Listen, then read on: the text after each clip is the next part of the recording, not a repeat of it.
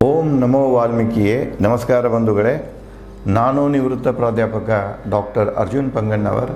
ಹೇ ಸೀತಾರಾಮ್ ವಾಹಿನಿಯ ವಾಲ್ಮೀಕಿ ರಾಮಾಯಣ ಅಂದು ಇಂದು ಚಿಂತನ ಕಾರ್ಯಕ್ರಮದ 384ನೇ ಸಂಚಿಕೆಗೆ ತಮ್ಮೆಲ್ಲರಿಗೂ ಸ್ವಾಗತ. ನಾನು ಹಿಂದಿನ ಸಂಚಿಕೆಯಲ್ಲಿ ಕಿಷ್ಕಿಂಧ ಕಾಂಡದ ಮೊದಲನೇ ಅಧ್ಯಾಯ, ಅದು ವಸಂತ ಋತುವಿನ ವರ್ಣನೆ, ರಾಮನ ಪ್ರಲಾಪ, ವಿರಹ ವೇದನೆ, ಸೌಂದರ್ಯ ಮತ್ತು ಅದರಿಂದ ವಾಲ್ಮೀಕಿಯವರು ಯಾವ ರೀತಿಯಾಗಿ ಸಂದೇಶಗಳನ್ನು ಜಗತ್ತಿಗೆ ಕೊಟ್ಟರು ಅನ್ನೋದನ್ನು ಇಲ್ಲಿ ತನಕ ನಾವು ನೋಡಾಯಿತು. ಅಲ್ಲೇ ಅವರೇನು ಮಾಡ್ತಾರೆ, ದುಃಖದಿಂದ ಲಕ್ಷ್ಮಣನ ಮಾತುಗಳನ್ನು ಕೇಳಿ ರಾಮ ದುಃಖದಿಂದ ಕೊಡುವ ಮ್ಯಾಗೆ ಹೇಳ್ತಾನೆ. ಇಬ್ಬರು ಸೇರಿಕೊಂಡು ವೃಷಕ ಪರ್ವತದತ್ತ ಸುಗ್ರೀವನಿಗೆ ಭೇಟಿಯಾಗಲಿಕ್ಕೆ ಬರ್ತಾರೆ.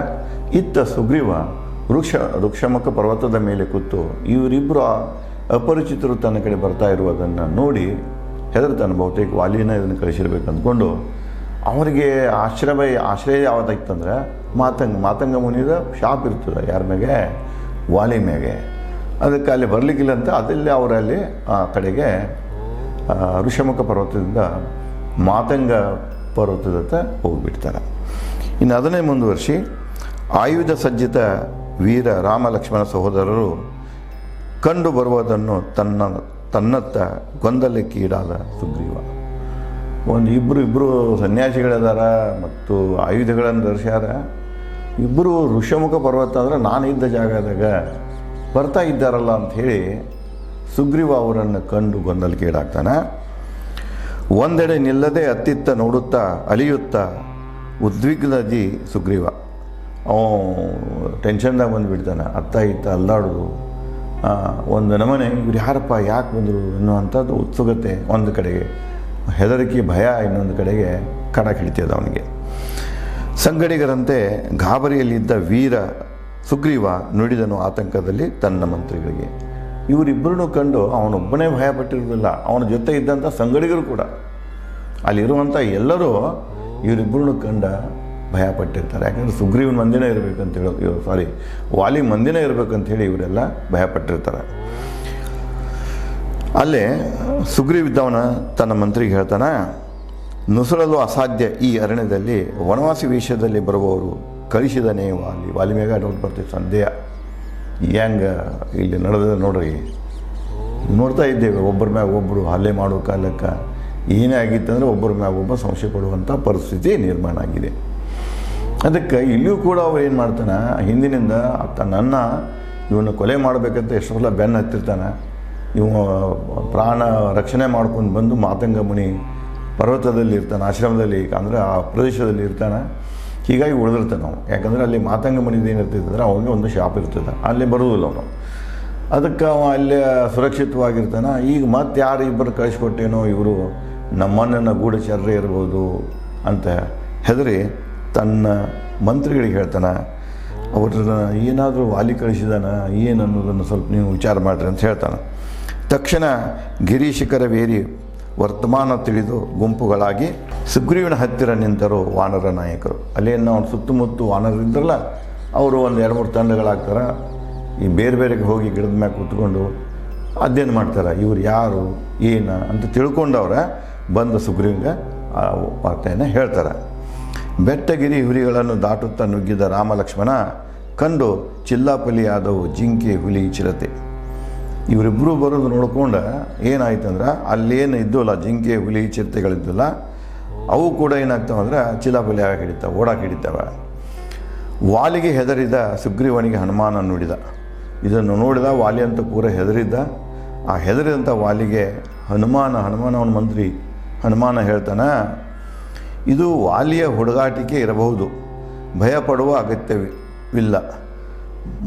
ಈ ಮಲಯ ಪರ್ವತದಲ್ಲಿ ನೀ ಭಯ ಪಡೋಕ್ಕೆ ಅವಶ್ಯಕತೆ ಇಲ್ಲ, ಯಾಕಂದರೆ ನಿನಗೆ ವರದಾನ ಇದೆ. ಅವರಿಬ್ಬರು ಬಹುತೇಕ ವಾಲಿನ ಕಳಿಸಿರಬೇಕು ಅಂಥೇಳಿ ಹನುಮಾನ ಸುಗ್ರೀವನಿಗೆ ಹೇಳ್ತಾನೆ. ಕಾಣುತ್ತಿಲ್ಲ ಕ್ರೂರ ವಾಲಿ ಬಂದಂತೆ ಓ ಸುಗ್ರೀವನೇ ಮುಂದುವರೆದು ಹೇಳ್ತಾನೆ. ಅವರಿಬ್ಬರು ಯಾರೋ ಬೇರೆದವರ ಸುಗ್ರೀವ ವಾಲಿನ ಕಳಿಸಿರಬೇಕು, ಆದರೆ ಅವ ಸುಗ್ರೀವ ಆಸ್ವಾಸ ಇಲ್ಲ, ಸುಗ್ರೀವ ಅಲ್ಲಿ ಕಾಣಿಸ್ತಾ ಇಲ್ಲ, ಅದಕ್ಕೆ ಭಯ ಪಡಬೇಡ ಅಂತ ಹೇಳ್ತಾನೆ. ಭೀತಿಯ ಅಗತ್ಯವಿಲ್ಲ, ಚಂಚಲವಾಗದಿರು, ಅಲ್ಪಮತಿ ಮಂಗನಂತೆ, ದೃಢತೆ ತೋರು, ಬುದ್ಧಿ ವಿಜ್ಞಾನ ಸಂಪನ್ನನಂತೆ. ಭಯ ಪಟ್ಟೆ ಅಂದರೆ ಏನಾಗ್ಬಿಡ್ತದೆ, ನಿನ್ನಲ್ಲಿರುವಂಥ ಬುದ್ಧಿನೂ ಹಾಳಾಗಿ ಹೋಗ್ತದೆ, ಧೈರ್ಯನೂ ಹಾಳಾಗಿ ಹೋಗ್ತಿದೆ, ಪರಾಕ್ರಮದ ಅನುಭವ ಹಾಳಾಗಿ ಹೋಗ್ತಿದೆ, ಎಲ್ಲನೂ ನಾಶ ಹೋಗ್ತಿದೆ. ಅದಕ್ಕೆ ನೀನು ಭಯ ಪಡಕ್ಕೆ ಹೋಗಬೇಡ. ಭೀತಿಯ ಅಗತ್ಯವಿಲ್ಲ, ಚಂಚಲವಾಗದಿರು. ಏನಾಗ್ತದಪ್ಪ ಅಂತ ಮನಸ್ಸಿನಲ್ಲಿ ಅಸ್ಥಿರತೆಯನ್ನು ತಂದುಕೊಳ್ಬೇಡ. ಅಲ್ಪಮತಿ ಮಂಗನಂತೆ, ಅಲ್ಲಿ ಮತ್ತೆ ಹೋಲಿಸ್ತಾನೆ ನೋಡ್ರಿ. ಮಂಗ್ಯಗಳು ಏನಿರ್ತಾವಪ್ಪ ಅಂದ್ರೆ ಅಲ್ಪಮತಿ ಇರ್ತಾವ ನೋಡ್ರಿ. ನಾವೇನು ತಿಳಿತೀವೋ ಬಹಳಷ್ಟು ರಾಮಾಯಣಗಳಲ್ಲಿ ಏನು ಹೇಳ್ತಾರೆ, ವಾನರರ ಅನುಕೂಲ ಮಂಗ್ಯಗಳಂತ ಹೇಳ್ತಾರೆ. ಇಲ್ಲಿ ನೋಡಿ ಸದಾ ಹನುಮಂತನ ಬಾಯಿಂದ ಬರ್ತಿದೆ. ಆ ಮಂಗಗಳನ್ನೇ ಬೇರೆ, ವಾನರರನ್ನೇ ಬೇರೆ. ಇವರು ಹ್ಯುಮನಾಯ್ಡ್ ಮಂಕೀಸ್ ಅಂತ ಕರೀತಾರೆ, ಏಪ್ಸ್ ಅಂತ ಕರೀತಾರೆ. ಹ್ಯುಮನಾಯ್ಡ್ ಏಪ್ಸ್, ಅರ್ಧ ಮನುಷ್ಯರು ಅರ್ಧ ಇವರು ಕಪಿಗಳು. ಈ ಸಾದಾ ಮಂಗಗಳಲ್ಲ. ಅದಕ್ಕೆ ಹೇಳ್ತಾನೆ, ನೀನು ಭಯ ಪಟ್ಟಂದ್ರೆ ಭಯದಾಗ ಸಾದಾ ಮಂಗಗಳು ಹೆಂಗೆ ಜಿಗಿದಾಡ್ತಾವ, ಓಡಾಡ್ತಾವ ಹೆದರಿಕೊಂಡು, ಆ ರೀತಿ ಮಾಡೋಕ್ಕೆ ಹೋಗಬೇಡ.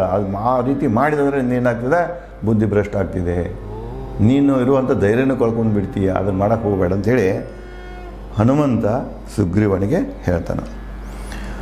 ಮುಂದುವರೆದು ಕಿವಿಗೊಟ್ಟು ಕೇಳಿದ ಸುಗ್ರೀವ ಹನುಮನ ಶುಭ ನುಡಿಗಳನ್ನು ಹನುಮನಿಗೆ ನುಡಿದ. ಹನುಮಂತ ಸುಗ್ರೀವನಿಗೆ ಒಂದು ಸಮಾಧಾನದ ಮಾತುಗಳನ್ನು ಹೇಳ್ತಾ ಇದ್ದಲ್ಲ, ಅದನ್ನು ಕಿವಿಗೊಟ್ಟು ಕೇಳಿದಂದರೆ ಮನಸ್ಸುಗೊಟ್ಟು ಕೇಳಿದ. ಅವೇನೋ ಹೇಳಾಗತ್ತಾನೆ ಬಿಡಂತ ಇರಲಿಲ್ಲ, ಏನೋ ಹೇಳ್ತಾ ಇದ್ದಾನಲ್ಲ ಇವ ಅಂಥೇಳಿ ಏನು ಹೇಳ್ತಾನಂತ ಅದನ್ನು ಲಕ್ಷ್ಯಗೊಟ್ಟು ಕೇಳ್ತಾನೆ. ಕೇಳಿದ ನಂತರ ಸುಗ್ರೀವ ಹನುಮನಿಗೆ ಹೇಳ್ತಾನೆ, ಅಜಾನುಬಾಹು ವಿಶಾಲಾಕ್ಷಿಗಳು, ಬಿಲ್ಲು ಬಾಣ ಖಡ್ಗ ಧರಿಸಿದ ವೀರದ್ವಯರು ನಗರವಾಸಿ ಇರಬೇಕು. ಇಬ್ಬರೂ ಅಜಾನುಬಾಹುಗಳು. ಮುಂದ ಇಬ್ಬರೂ ಕಣ್ಣುಗಳನ್ನು ಅಗದಿ ವಿಶಾಲ ಕಣ್ಣುಗಳಿವೆ. ಬಿಲ್ಲು ಬಾಣ ಹಿಡಿದಾರೆ, ಖಡ್ಗ ಹಿಡಿದಾರೆ, ಎಲ್ಲನೂ ಧರಿಸ್ಯಾರ ಅವರು ಆಯುಧಗಳನ್ನು. ಇವರು ಇಬ್ಬರು ನಗರವಾಸಿಗಳು. ಅವರು ನೋಡ್ಬೇಕಾದ್ರೆ ನಮ್ಮಂಗೆ ಅವರು ಅರಣ್ಯವಾಸಿಗಳಲ್ಲ. ಅಲ್ಲಿ 3 ನಮೂನೆ ಇರ್ತಾವೆ ಹೇಳಿದಾಗ ರಾಮಾಯಣದಾಗ. ಒಂದು ನಗರವಾಸಿಗಳು, ಇನ್ನೊಂದು ಅರಣ್ಯವಾಸಿಗಳು, 3ನೇದು ಗವಿವಾಸಿಗಳು. ಇವು 3 ಕೂಡ ನೋಡ್ರಲ್ಲಿ. ರಾಕ್ಷಸರು ಅರಣ್ಯವಾಸಿಗಳು, ರಾಮ ಇವರೇನು ಬರ್ತಾರೋ ಇವರು ನಗರವಾಸಿಗಳಿಂದ ಬರ್ತಾರೆ. ಈ ವಾಲಿ ಸುಗ್ರೀವೇನು ಬರ್ತಾರಲ್ಲ ಇವರು ಗವಿವಾಸಿಗಳು. ಇಲ್ಲಿ 3 ಆ ಸಂದರ್ಭದಲ್ಲಿ ಆ ಕಾಲಘಟ್ಟದಲ್ಲಿ 3 ಪ್ರಕಾರದ ಸಭ್ಯತೆಗಳು, ನಾಗರಿಕತೆಗಳು ಕೂಟಿರ್ತಾವಲ್ಲಿ.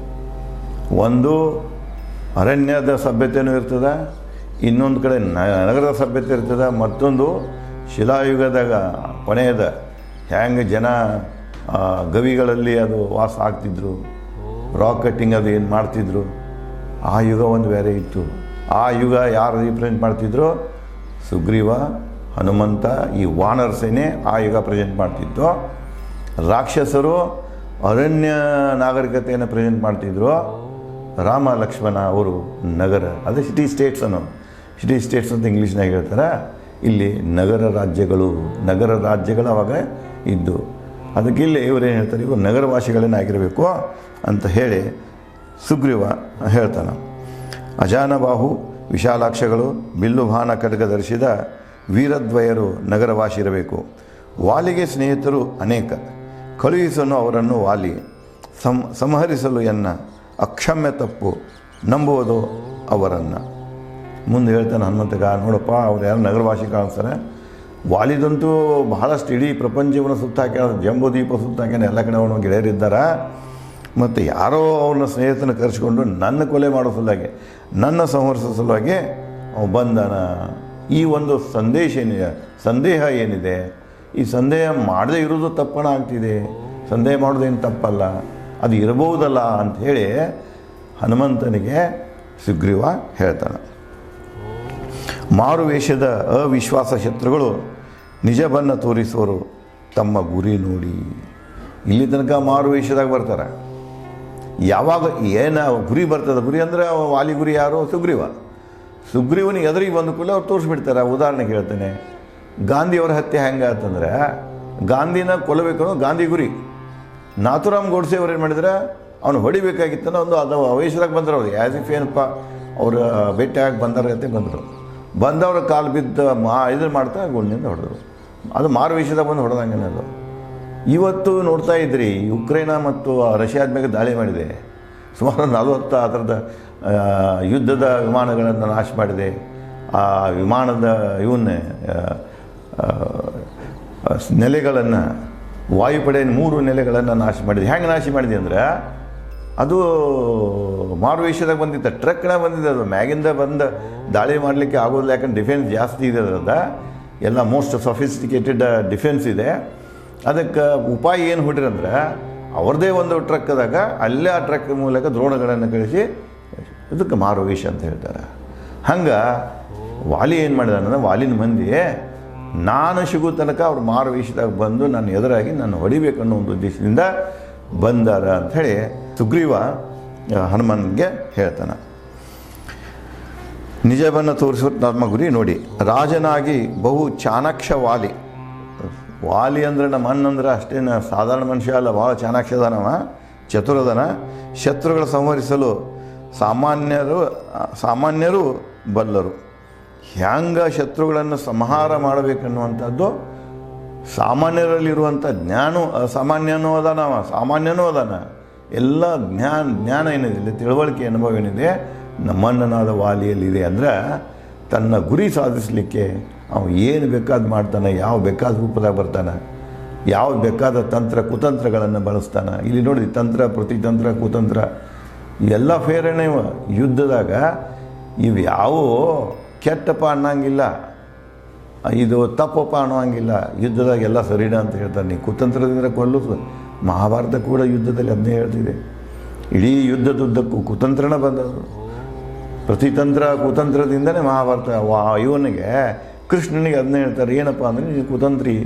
ಪ್ರತಿಯೊಬ್ಬರು ಕುತಂತ್ರಿ ಅಂದರೆ ಕರೀತಿದ್ದಾರೆ. ಮತ್ತು ಕುತಂತ್ರದಿಂದಾಗೇ ಅಲ್ಲಿ ಏನಾಗ್ತಿದೆ, ಅಧರ್ಮ ನಾಶ ಆಗ್ತಿದೆ, ಧರ್ಮದ ಜಯ ಆಗ್ತಿದೆ. ಇಲ್ಲಿ ಕೂಡ ಹೇಳ್ತಾನವ, ಯುದ್ಧಾಗ ಇವನ ಶತ್ರುಗಳನ್ನ ಮಾಡಬೇಕಾಗಿತ್ತಂದ್ರೆ ಯಾವುದು ಸರಿ ಯಾವುದು ತಪ್ಪು ಅನ್ನೋದಿಲ್ಲ. ಯಾವುದು ಸರಿ ಕಾಣ್ತಿದೆ ಆ ರೂಪದಾಗ ಹೋಗಿ ಅವರನ್ನು ಸಂಹಾರ ಮಾಡೋದು ಒಂದೇ ಉದ್ದೇಶ ಇರ್ತದೆ. ಗುರಿ ತಲುಪೋದು ಒಂದೇ ಉದ್ದೇಶ ಇರ್ತದೆ. ಇವತ್ತು ಕೂಡ ನಮ್ಮಲ್ಲಿ ಈಗೇನು ಪ್ರೆಸೆಂಟ್ ನಾವು ಪಾಕಿಸ್ತಾನ ಇಂಡಿಯಾ ಯುದ್ಧ ನೋಡಿರ್ಬೋದು, ಮುಂದೆ ಇದು ಇಸ್ರೇಲ್ ಮತ್ತು ಗಾಜಿಯಾಬಾದ್ ಯುದ್ಧ ನೋಡಿರ್ಬೋದು, ಹಮಾಸ್ ಯುದ್ಧ ನೋಡಿರ್ಬೋದು, ಈಗ ಯುಕ್ರೇನ್ ಮತ್ತು ಯುದ್ಧ ಅಲ್ಲೆಲ್ಲ ತಂತ್ರ, ಪ್ರತಿತಂತ್ರ, ಕೂತಂತ್ರ ಎಲ್ಲನೂ ಅದಾವಲ್ಲಿ.